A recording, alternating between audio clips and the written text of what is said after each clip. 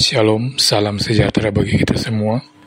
Saat ini saya akan membawakan renungan berdasarkan bahan MTPJ Sinergi MIM tanggal 29 Desember tahun 2024 sampai dengan 4 Januari tahun 2025 dengan bacaan Alkitab terdapat pada Kejadian pasal 12 ayat 1 sampai ayat 9 yang berkata, Abram dipanggil Allah.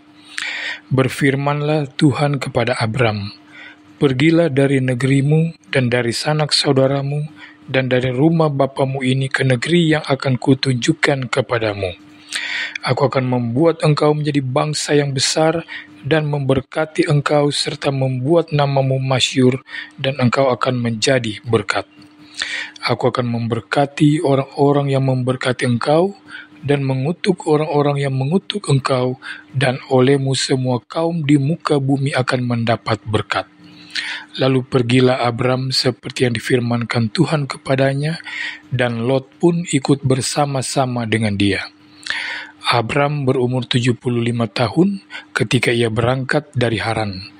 Abram membawa Sarai istrinya dan Lot anak saudaranya dan segala harta benda yang didapat mereka dan orang-orang yang diperoleh mereka di Haran. Mereka berangkat ke tanah Kanaan lalu sampai di situ. Abram berjalan melalui negeri itu sampai ke suatu tempat dekat Sikem, yakni pohon terbantin di More. Waktu itu orang Kanaan diam di negeri itu. Ketika itu Tuhan menampakkan diri kepada Abram dan berfirman, Aku akan memberikan negeri ini kepada keturunanmu. Maka didirikannya di situ mezbah bagi Tuhan yang telah menampakkan diri kepadanya. Kemudian ia pindah dari situ ke pegunungan di sebelah timur Betel. Ia memasang kemahnya dengan Betel di sebelah barat dan Ai di sebelah timur. Lalu ia mendirikan di situ mezbah bagi Tuhan dan memanggil nama Tuhan. Sesudah itu Abram berangkat dan makin jauh ia berjalan ke tanah Negeb. Saudara-saudara yang Kristus kasihi, mungkin saudara sudah bosan mendengar kata globalisasi. Sebab sudah beberapa tahun terakhir ini orang-orang berbicara tentang globalisasi. Dan hampir apapun dihubungkan dengan globalisasi. Sesuatu yang terus-menerus dikatakan, apabila dikatakan dengan asal-asalan itu sungguh membosankan, bahkan memuakan, kehilangan maknanya. Seperti juga hal kata kasih, Pancasila, kalau hanya terus diucapkan, tapi sekaligus juga terus dilanggar, itu sangat memuakkan. Maka saya tidak menyalahkan saudara kalau saudara katakan globalisasi atau perkembangan ilmu pengetahuan ini sudah tidak memiliki getaran khusus lagi, atau telah kehilangan khasiatnya. Namun demikian dengan wibawa firman Tuhan, saya mau mengatakan bosan itu boleh, jemu boleh, muak boleh, tetapi jangan lengah. Jangan globalisasi ini dianggap sepele. Dalam 1 Tesalonika pasal 5 ayat 6 tertulis, sebab itu baiklah jangan kita tidur seperti orang-orang lain, tetapi berjaga-jaga dan sadar. Berjaga-jaga dan sadar, itulah yang harus kita lakukan.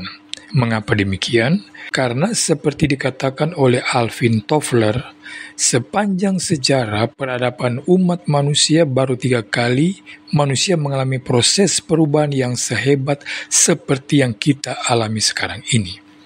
Yaitu yang secara total dan radikal mengubah hidup manusia. Seluruh gaya hidupnya, pandangan hidupnya, sikap hidupnya. Yang pertama adalah revolusi pertanian ribuan tahun yang lalu. Ini adalah tonggak pertama peradaban manusia. Segala sesuatu berubah total. Yang kedua baru mulai kurang lebih 150 tahun yang lalu, yaitu ketika terjadi revolusi industri. Ini juga mengubah total seluruh aspek kehidupan manusia. Karena manusia tidak lagi tergantung pada tangan dan kakinya, yaitu dengan mesin-mesin ciptaannya. Walaupun tidak punya sayap, ia bisa terbang jauh lebih hebat daripada burung. Walaupun tidak punya sirip, ia bisa mengarungi samudra lebih hebat daripada ikan. Walaupun tidak punya taring atau kuku yang tajam, daya bunuhnya jauh lebih ampuh daripada singa atau harimau. Karena mesin, seluruh pola hidup manusia yang telah mapan ribuan tahun lamanya diobrak-abrik, dijungkir balik dalam sekejap, dan sekarang kita berada di gelombang perubahan global, gelombang perubahan total yang ketiga. Perubahan yang revolusioner antara perang dengan memakai lembing dan tombak dan perang memakai rudal atau peluru kendali itu sangat berbeda, bukan? Antara mengirim pesan lewat burung dara dan sekarang ketika kita bisa melakukannya dengan HP atau komputer juga sangat berbeda.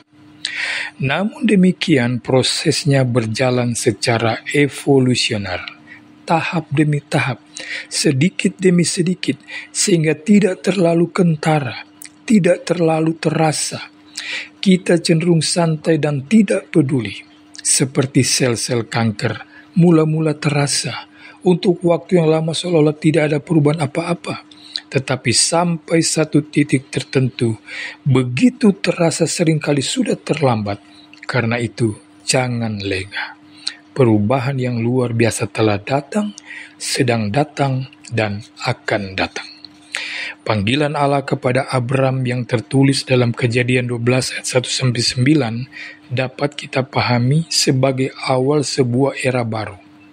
Baru hanya bagi Abram dan keluarganya, tetapi perubahan yang mencakup seluruh umat manusia. Dikatakan, olehmu semua kaum di muka bumi akan mendapat berkat. Ini tertulis dalam ayat 3. Jadi panggilan Abram itu bisa kita namakan sebagai gelombang globalisasi rohani yang pertama. Amat mirip dengan situasi di mana kita berada sekarang ini. Karena itu, saya ingin mengajak kita semua untuk belajar dari Abram bagaimana seharusnya bersikap ketika Tuhan memperhadapkan sebuah masa depan yang sama sekali baru. Pertama, Kejadian 12 ini dibuka dengan kalimat yang bisa kita anggap amat klise, tetapi sebenarnya amat penting dan sangat menentukan. Dikatakan, berfirmanlah Tuhan kepada Abram. Yang tadi kita sebut globalisasi rohani itu tidak berawal dengan Abram bermimpi atau Abram berhayal atau Abram membuat analisa dan kesimpulan, oh iya, kalau saya ingin maju, saya harus go globalisasi. Saya harus pergi. Apakah demikian? Tidak. Seluruh perubahan yang revolusioner atas diri Abram itu dimulai dengan dua perkataan, berfirmanlah Tuhan. Ini pula yang pertama-tama mesti kita lakukan pada awal perjalanan kita memasuki era baru, era globalisasi dan ilmu pengetahuan. Ini pula yang pertama-tama mesti kita lakukan pada awal perjalanan kita memasuki era baru, era globalisasi, era perkembangan ilmu pengetahuan yang cepat dengan berseru, bertanya, mencari. Berfirmanlah engkau Tuhan, nyatakanlah kehendak-Mu Tuhan, apa yang engkau kehendaki Tuhan. Dalam situasi perubahan yang paling sering saya dengar adalah ungkapan, gereja tidak boleh ketinggalan. Adalah baik sikap tidak mau ketinggalan ini kita tanamkan pada diri kita masing-masing, khususnya kepada generasi muda saat ini.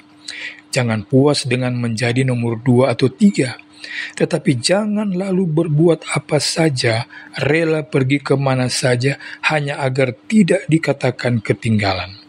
Hidup kita lalu didikte oleh dunia ini, ditentukan oleh orang lain. Orang lain punya sesuatu, kita juga ingin memilikinya. Kalau perlu, berhutang atau korupsi. Berfirmanlah Tuhan artinya, firman Tuhan yang menjadi filter untuk menyaring apa yang baik dan apa yang jahat. Firman Tuhan menjadi kompas untuk menunjukkan kemana kita harus pergi.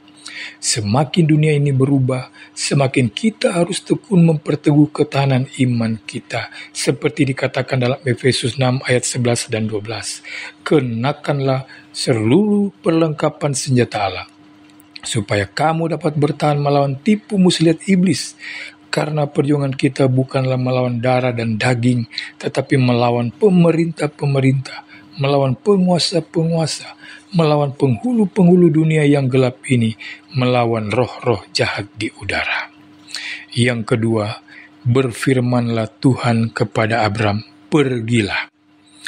Pergi, kata ini adalah kata yang amat penting dalam Alkitab. Ketika Musa sudah mulai hidup tentram di Midian, Tuhan berkata, pergi. Ketika Elia bersembunyi di gua, takut dan putus asa, Tuhan berkata kepadanya, pergi. Dan yang paling penting, sebelum Yesus naik ke surga, pesan Yesus juga adalah pergi. Pergi artinya bergerak, berjalan, dinamis, tidak mandek, tidak beku, tidak statis, tidak loyo. Saya tahu ada orang Kristen yang tidak bisa diam, terus bergerak. Tapi saya tahu juga ada orang Kristen seperti iklan tempat duduk, kalau sudah duduk lupa berdiri. Mana yang Tuhan suka? Bukan kedua-duanya. Yang Tuhan suka adalah gereja yang pergi. Gereja yang bergerak maju dan terarah keluar. Itu artinya pergi. Bukan sibuk asal sibuk dengan dirinya sendiri lalu hasilnya cuma capek. Bukan bergerak asal bergerak seperti orang yang berjalan di tempat, tetapi ke depan, keluar. Dalam era perubahan ini dibutuhkan gereja yang pergi. Orang Kristen yang pergi. Orang Kristen semestinya memang tidak bisa diam. Dalam Ibrani pasal 11 ayat 38 dikatakan, dunia ini tidak layak bagi mereka. Mereka mengembara di padang gurun dan di pergunungan, dalam gua-gua dan celah-celah gunung. Intinya, karena dunia ini bukan tujuan kita, bukan sasaran, bukan terminal akhir kita, maka kita memang harus terus bergerak, terus berjalan, terus pergi sampai ke tujuan. Bayangkan saudara bagaimana kota Manado pada 10 sampai 15 tahun yang lalu, bandingkan dengan Manado sekarang, banyak bedanya. Ya, sekarang saya minta saudara membayangkan keadaan gereja saudara pada 10 sampai 15 tahun lalu, bandingkan dengan keadaan sekarang, bagaimana bedanya? Apa benar gereja saudara merupakan gereja yang pergi? Yang ketiga, pergilah dari A ke B. Pergi tentu saja dari tempat tertentu ke tempat lain. Yang ideal dari tempat yang kurang baik ke tempat yang lebih baik. Dari tempat yang kurang menyenangkan ke tempat yang lebih menyenangkan. Hukum ini agaknya tidak berlaku bagi Abram. Kalau menurut ukuran kita, Abram justru meninggalkan yang terbaik yang bisa dimiliki manusia untuk pergi masuk ke sebuah situasi yang terburuk yang paling tidak disukai oleh manusia. Menurut saudara, apa yang dicari orang siang dan malam? Apakah uang? Bukan. Yang dicari orang adalah rasa aman, rasa tentram, damai sejahtera. Sebenarnya inilah yang paling didambakan dan memang paling dibutuhkan oleh manusia. Tetapi apa yang dilakukan oleh Abram? Ia meninggalkan semua yang memberinya rasa aman dan sekuritas, dan ia memasuki situasi yang paling dibenci oleh manusia, yaitu ketidakpastian. Tetapi memang itulah yang dituntut dari kita ketika berhadapan dengan era yang sama sekali baru. Berani meninggalkan apa yang selama ini begitu kita cintai, yang memberi rasa aman, seperti Musa di Midian, seperti Elia di gua tempat ia bersembunyi, yaitu pergi. Betulkah hanya ketidakpastian semata? Dari mata dunia, ya. Tetapi toh ada kepastian yang luar biasa pada Allah. Berani tidak kita berjalan dengan hanya berpegang pada Allah sebagai satu-satunya sumber kepastian? Salib sama dengan kegagalan dari segala sudut, tapi juga kemenangan. Allah satu-satunya sumber kepastian bagi Yesus, sehingga ia bisa memikul salib ke Golgota, tergantung di sana sendirian, sampai ke tujuan, sampai tuntas, sudah selesai. Ya Allah, kepadamu aku serahkan rohku. Tuhan Yesus memberkati kita semua. Amin.